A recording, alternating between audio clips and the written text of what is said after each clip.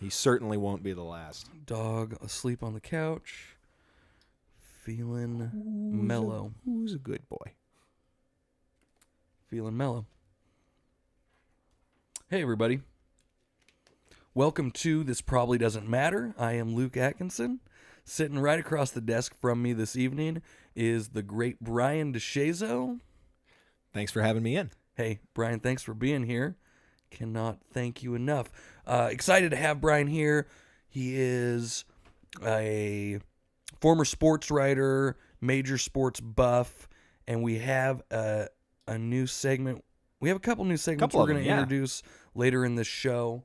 I cannot thank you enough for being here. It's gonna be a great time. I'm excited. This should be a good one. So, let me just dive right in. This is New Jersey. New Jersey? Yes, on that other coast across from us. Not New York. Correct. Yes. And they would probably be the first, second, and third to tell you that. Oh, I'm sure. So there's some workers out in New Jersey a couple days ago, and a white foam box floats down from the sky with some sort of chute or balloon attached to it, and these solar panel workers find the thing. The package is apparently ticking. Okay. And has a handwritten, it's a piece of notebook paper, it looks like, handwritten note that says NASA Atmosphere Research Instrument, and then in all caps, not a bomb. It says, well, that's if I was making a bomb, that's probably the first thing I would write on it. Of course, it's not a bomb. Of course, that's the call out. It's anything. Yeah. Okay. Has a phone number on it, and then goes on to say, if this lands near the president, we at NASA wish him a great round of golf. So I'm glad to see the people at NASA have a good sense of humor. So humor. This, I guess you would expect that there would have been a lot more protocol to setting up a project like that. NASA has since commented. They actually let it was a kid pretty much right out of college. The kid's off the project. I was going to say might be out of the whole thing. That seems like a fireable offense to me. There was solar panel workers. They called. Bomb squad comes in, pretty much based on the not a bomb part. I was going to say that seems like the first people I would call. Well, that and the ticking.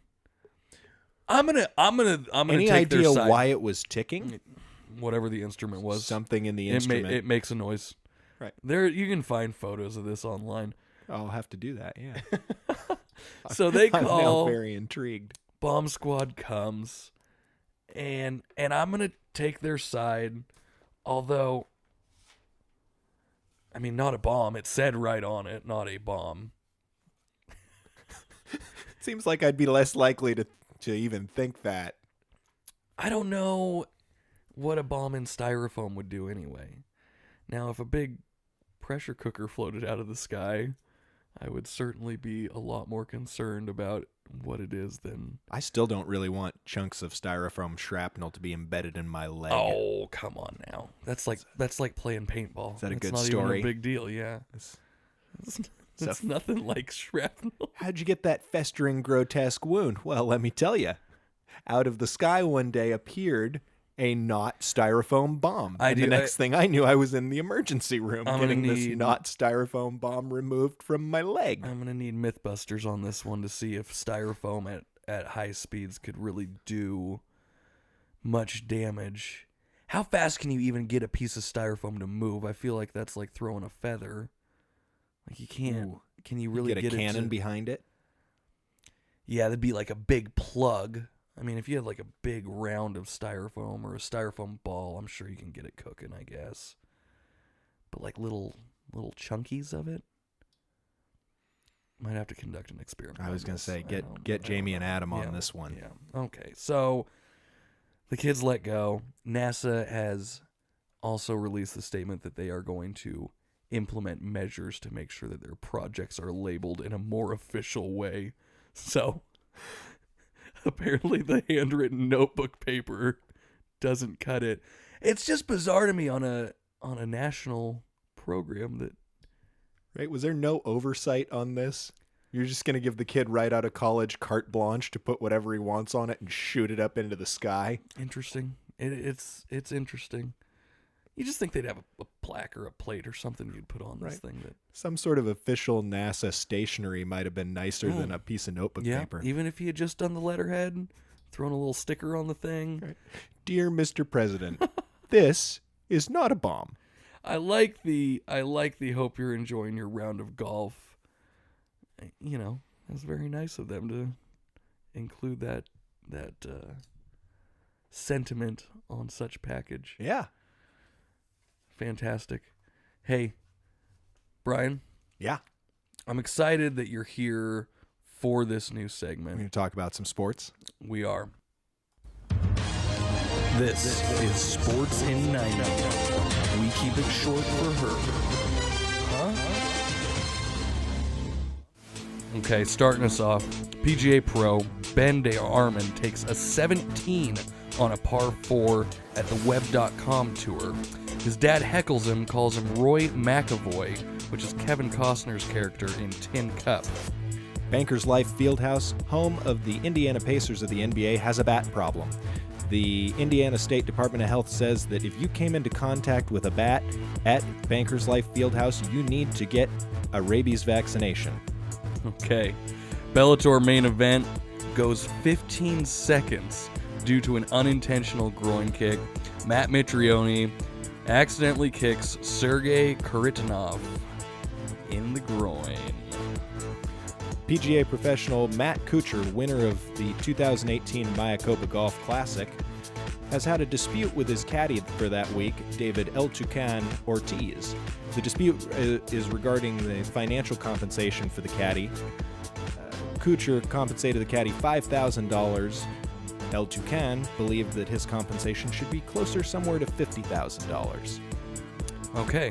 Was there an agreement beforehand? There was an agreement beforehand. The agreement beforehand was that Matt would pay $1,000 for a missed cut, $2,000 for a made cut, $3,000 for a top 20, and $4,000 for a top 10. Okay, so obviously he's been compensated actually beyond the original agreement. It's too bad that he doesn't get a little bit more.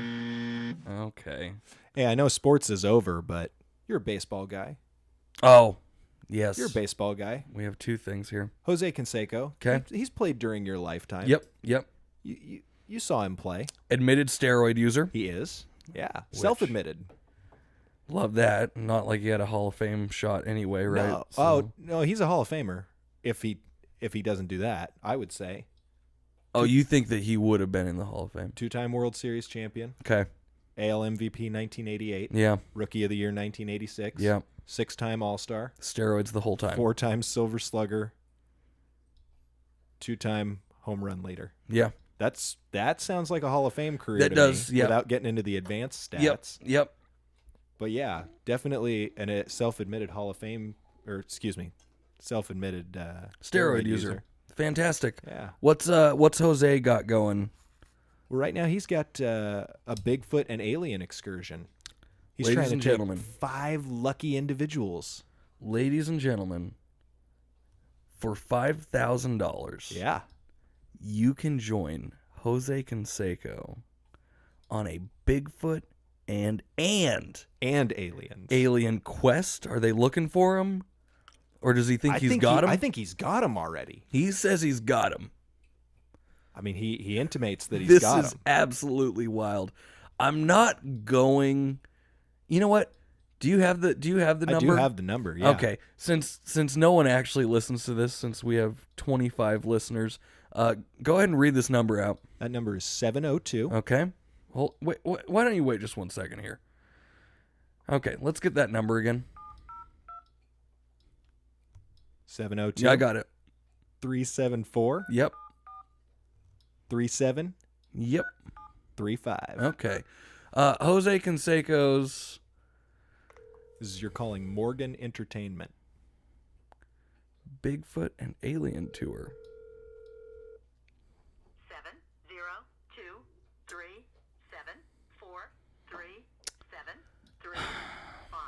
is not available. Okay. The mailbox is full. Oh, of course it is. Dang it. That probably doesn't matter anyway. So, Not the first persons to think of this, apparently. ladies and gentlemen, $5,000 price tag.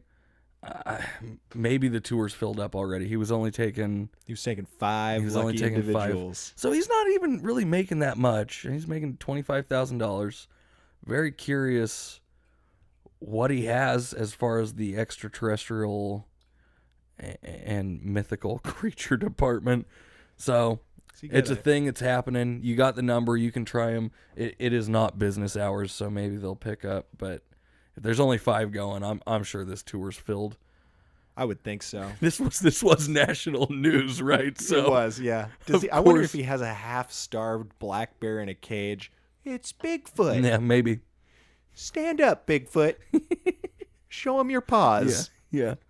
The Bigfoot has a very human-looking footprint, which a half-starved grizzly, unless we have some real experimental surgeries going on, I don't think would really fit that. Well, I mean, Jose's had some experimental medical stuff done, but it's been on him. Yeah, well, go steroids. Maybe he roided up so much that he looks like Bigfoot right now.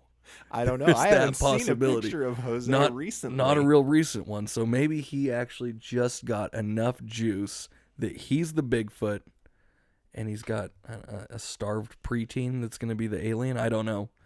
It's My real question is, after that many steroids, is he the only one that can see the aliens? Yeah, there is that possibility. Will you be able to see them when you go on this tour? Or will you just see $5,000 leave your bank account quickly? I like it. Hey, Jose, I appreciate the hustle both on and off the field. I hope that your business venture doesn't land you in jail or anything stupid like that. Speaking of stupid things that could land you in jail, I have a Slovenian sandwich stealer. Okay, do tell. Okay. A Slovenian government official just resigned for stealing a sandwich from a grocery store. He says he stood at the counter for 3 minutes and was ignored.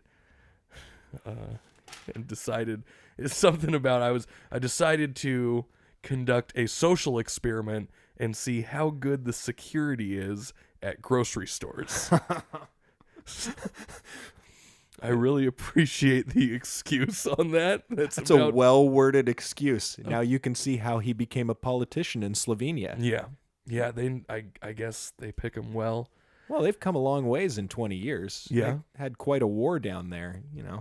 You've gone from committing genocide and bombing different ethnic groups to stealing sandwiches. I think they've really come a long way. Yes, if that is the high point of crimes there anymore, I guess you're correct. I am shocked. Just anyone who is in the public sphere like that, who would do something as stupid as walk out of the store with a sandwich. He probably didn't think he was going to get caught. I guess, no, that's actually not true, because I guess he went back and was telling some buddies at Parliament or whatever it is for them that he had just done that, so. At some point, you'd have to think somebody's going to rat you out. Sure. Well, especially in the world of politics. Oh, you bet.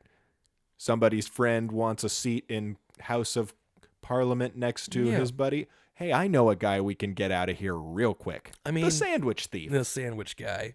What a thing to be known as, the sandwich guy. You can't, in our country, you're getting your high school yearbooks are getting gone through anymore, so that's brilliant.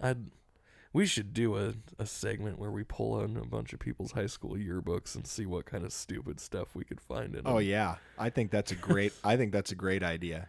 Anyway, I don't have the guy's name. I'm not sure if it was. I'm sure it was on the article, I bet. But decides to walk out with a sandwich. It's kind of a bizarre thing to steal. That's a weird thing to walk out with. Clearly his frustration was with the time it took to be served. Okay, and I will. So you have some political I will go classism devil's going in here. I will go devil's advocate on it and say that if I stood unattended 3 minutes at a counter somewhere trying to pay for something, I could see myself maybe walking out with it. I think I'd start shouting first. Yeah. Hello. Would anyone like to take my money? I have money for you. I would like to pay for this sandwich now. Something like that. Makes sense. Please take this banknote. Absolutely. So that's I'm hungry. I have laws to pass. I would like to leave. absolutely. That's what I got in Slovenia for us. Non sequitur. Arizona. Okay. Do dolphins belong in the desert? Oh, wow. Yeah. Well, we've got a dolphinarium down near Scottsdale, Arizona that 4 of their 8 dolphins have died in the last year and a half. Okay, let me pause you real quick. Back this one way up. Dolphinarium, is that an aquarium specific to dolphins? So that's a facility where people can come. This specific one, people can come and swim with the dolphins. Outdoor facility then? It's an outdoor facility. Okay. So a dolphinarium in Arizona, and they lost how many? They've lost 4 of their 8 dolphins. Okay, what's the word? The word is they closed their doors to kind of self-investigate and bring in experts to try and find out why they're losing so many of their specimens. And Parvo. right. It's the one that kills dogs. I don't know if it works on dolphins too. Underwater parvo. Well, what the experts are thinking is that it could be a combination of stress from having to swim with people fairly frequently and possibly spores, bacterial or fungal spores that are common to the desert that they wouldn't have to encounter in other areas. I wonder if in our lifetime we see the end of like animal tourism. Right. I don't know that I'm so far, like in my own thinking about it, I don't know that I'm so far in that direction that I would just like to see all zoos and aquariums be shuttered up. But at some point, no, the negative one, the one you hear about in the documentary came out however many years ago, it's SeaWorld. You hear a lot about those animals who are working every day and they die and just swap them out. And it seems pretty ugly when you just listen to the narratives on it. I don't know about a zoo. To me, zoo animals are not going to go back into the wild, right? I think for the most part, no, and it can depend on how long they've been in captivity. I think those raised there are not going to make it. Or when you born, take of them course. Out. Yeah, born or raised. Sure. So not going to make it out in the wild. I guess that's the question. Is there a moral issue with having animals reproduce and bear spawn in captivity? Because I think that most zoos take good care of their animals. At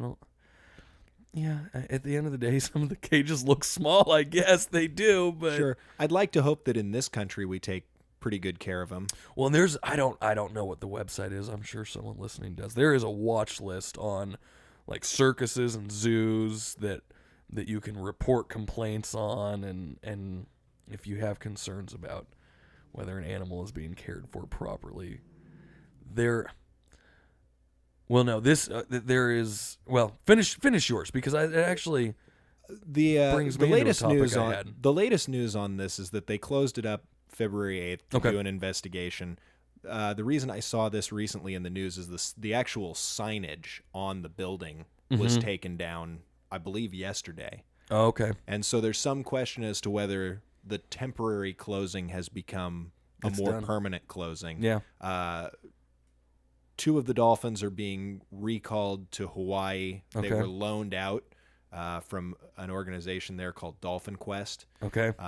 Another dolphinarium. Yeah. Another.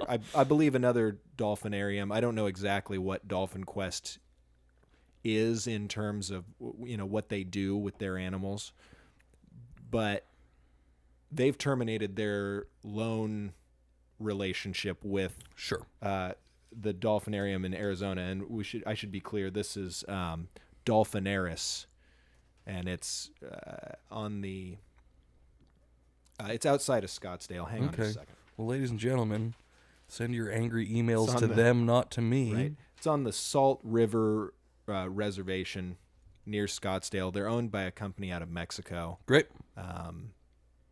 So really, I do want to say condolences to the trainers and the staff down there. Everybody who's had to kind of deal with the loss Yeah. of these beautiful creatures. Can't be easy. No. Where I was gonna hop in is zoos and this watch list that we were talking about. There's a lot of folks who are concerned about animals in captivity. There's a fairly well-known fact that there's far more tigers in captivity than exist in all of the wild. There have been some people who have said there's more tigers in Texas specifically than all of the wild. Now, I was trying to verify that, and I couldn't quite get it Couldn't quite figured get out. the numbers on that. But this is a story from Texas. There's a group of humble pot smokers who helped themselves into an abandoned home. Say this was a foreclosed on home, I think. It was Or it wasn't something lived in. Right. And they thought it was empty. Houston, Texas, which is tigers in captivity. It's Texas and I guess Florida. That doesn't surprise me. And I'm giving away the story. These pot smokers help themselves into the home and are not alone. Find a tiger inside. I don't know whether they smoked their weed or not. It was in a cage. If I was a pot smoker in Texas, I probably would have had my doobie first and then proceeded to call the non-emergency number, which is what these folks did. What was the condition of said tiger when it was Fed. really? I guess it was fine. So How long any idea how long this house I had been don't abandoned? know. Yeah, I'm not sure on the details with how long someone had been out there. If it had been vacated long, then clearly someone's coming in to feed the thing. Right. I don't know how big a tiger cage is. I don't know any of that. I guess, hey, good on you potheads for finding the thing. It has been relocated. What I remember back in the days when you were a youngin' smoking weed, it was always an adventure. And I cannot imagine a more exciting adventure than busting These into a guys have a place. small heart attack walking into a place and seeing a caged tiger in there. It's absolutely fantastic. Did anyone call whoever they got this weed from and ask, is there something up with this Yeah, weed? yeah, is I'm this seeing real?" caged tigers in abandoned houses.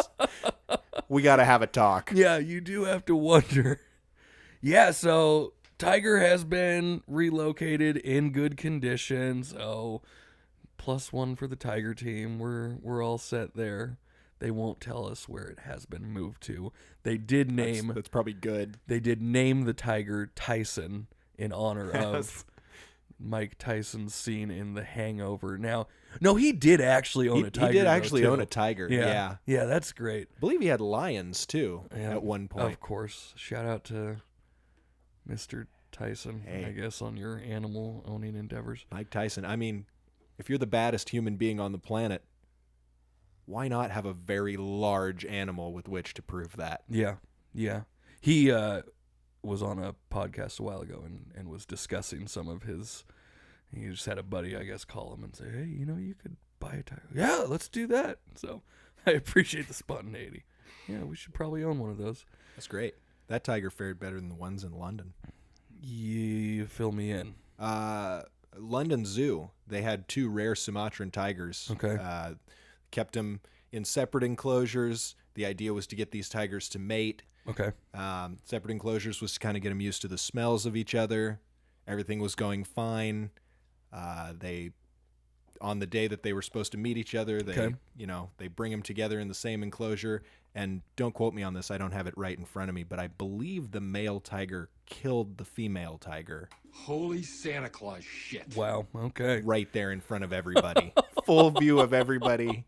So big tragedy, big disaster. Oh no, that's just about the worst that it gets, I guess. Yeah. Like daytime hours, they were letting Oh yeah. people watch this Daytime thing hours, happen. I believe people were watching. Fantastic.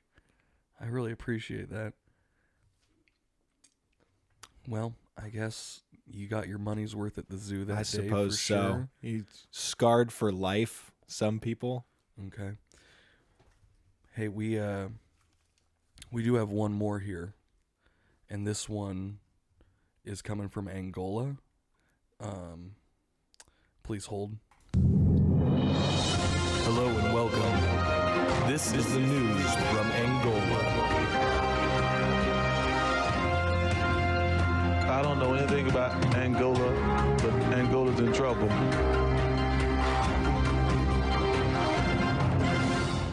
Yeah, Angola's certainly in trouble. They, the National Geographic expedition team in the Okavango wilderness has discovered a new tarantula. Okay. Now, this new spider is what they would call a morphologically unique species. It has a protuberance. Protuberance is the word of the day. It's coming out of its back. On online articles, the researchers have described it as a horn-like protrusion. Any quick photographic observance would show you that it does not particularly appear to be a horn. Brian, what is going on the back of this spider? Well, frankly, it looks like it has a penis growing out of its back. Fantastic. I don't know if you want to call him Willie or just refer to him as the Angolan Okavango penis spider. You could call him any of those things. Maybe the horny back. Oh, could be the horny back. Yeah. Angolan hornyback spiders. Info on the spider itself. The spider, while being new to Western scientists, has been known by locals there for quite a while. They are venomous. You would hope anything with a protuberance growing from its back had at least a little venom to back that thing up. Yeah, apparently the venom isn't lethal, but the bites are quite painful and can lead to infection. And those infections, given the area of Africa where this is, can be quite lethal. Well, that's too bad. It's one more reason to step lightly, be careful in areas where... Should you find yourself treading the Miombo forests of central Angola, Absolutely. watch out for this little guy. Hey, any spiders... I would actually have a tarantula. I would own one that I would never take out of its cage. It would be much more like a piece of art. Living artwork. Than anything else. Maybe they're not... The tarantulas you go get at Petco aren't poisonous or anything. I'm not sure. I don't think they are. I don't think they would do that. They bite. I think it's somewhere around the level of a bee sting if you get bit, but they're pretty unlikely to do so. They are fairly freaky looking, though. One of my friends in college had a tarantula, and I was Did you ever hold it? frankly terrified of it. I don't think I've ever held one. No, thank you. So maybe I should hold one before I say I would own the thing. Yeah, I would not. They're big and fuzzy. I would not let that thing crawl up my arm. Oh. Yeah, that makes sense, I suppose. So we have the horny back in Angola. We're excited to introduce this as a reoccurring segment. I think Angola is really a fascinating country in Africa. We're going to keep the news from Angola rolling as often as possible. If anyone, boy, this is late. If you have anything, if you have a news story from Angola, this probably doesn't matter at gmail.com. Check out thisprobablydoesn'tmatter.com is the website. You can connect to all the social media from there. We want to be in touch with you. If you have an awesome story, we're going to get as many of those into this podcast. If you think you should be on the podcast, why don't you shoot me an email? Yeah, drop Let me them a know. line. So I got on here. It can't be that hard. It certainly can't. I will just about take anyone. Hey, we're coming into the last segment here, Brian. Yeah. Are you ready? You have anything special for me? I have one more for you here. All right. That sounds ominous. Brian, this is the lightning round. Oh, boy. Okay. We're just going to roll through these. You throw out the correct answer. All right. Okay, superpower, flight, or invisibility? Invisibility. Would you rather be hit full speed by a linebacker or fall off of a Kentucky Derby horse at full speed? I'll fall off the horse, thanks. Okay. How about burned alive or drown? Drowned. It's a great song by The Who. Okay, well, We'll see about that. And the final lightning question. Would you rather that when you talk, you flail your hands around wildly, all about your body, in some odd talking with your hands sort of gesture? John Madden. No, I'm talking full flails. Seizure looking. To the listener, you can't see this. Brian is actually flailing his arms all around right now. Trying to see if I could pull it off. Yeah. Or would you rather that every time someone greets you, well, hey, Brian, that a bird flies by and craps on you? Indoor, outdoor, doesn't matter. Bird comes out of nowhere, craps on you. So I think I'll flail my arms. you're going with the arm flail. Yeah. Every time you speak. Every time I speak. You realize you couldn't sit for 20 minutes. That's like we have. That's a lot of bird droppings to clean out of my hair. How often do people talk to you? It doesn't necessarily have to be on your head. It could hit your shoulder. Could it hit my shoulder? Huh. I'd have to wear some sort of garment, like a poncho. This is my fecal collection poncho. The worst would be if you like went to a party and got greeted about 30 times or something. Why, hello there. Hello there. And the real doesn't count on the phone also is something we need to... See, these are the terms of this we would have to hash out. Because I would call you actually several times a day just to say, know. hey, Brian. Just to know that I was being defecated on by some flying creatures. Here's the thing. Literally every word that comes out of your mouth is accompanied by flailing arms. You wouldn't be able to hold down a job, I don't think. No, I don't believe so. I think someone would think something was extremely wrong with me, even more than they ordinarily do. Yeah, well, that is kind of a toss-up right now. But and then imagine the pressure and added pain to your joints. Right? Can't be easy. I would... In the end, bird crap, you just wipe it off. You know, I'd probably take a vow of silence, at least for a little while. Yeah. That makes sense. I would become a lot quieter person, that's for sure. Maybe the hand gestures make some sense. I shouldn't say hand gestures, it's arm gestures. Right. It's full flail. Full flailing. Maybe they make sense based on what you're saying, but as far as just constantly doing it, it sounds exhausting. I'm wondering if I wouldn't be going for the bird dumps. You could drape yourself in full plastic. Just walk around covered in plastic. Yeah, it looks weird on a 100-degree day in Central Washington walking around with a poncho. Get off awfully hot. It would. Okay, well, I appreciate your participation in the lightning round and for your well thought out answers. You got anything else? You got anything you need to plug? You know, I don't have anything I need to plug. I want to thank everybody for listening in. Keep listening to this show. It's only going to get better, ladies and gentlemen. That's it's a thing. My promise. It's a thing that exists. You'll enjoy it. Fantastic. Hey, again, it's thisprobablydoesn'tmatter.com. Gets you to all the social media.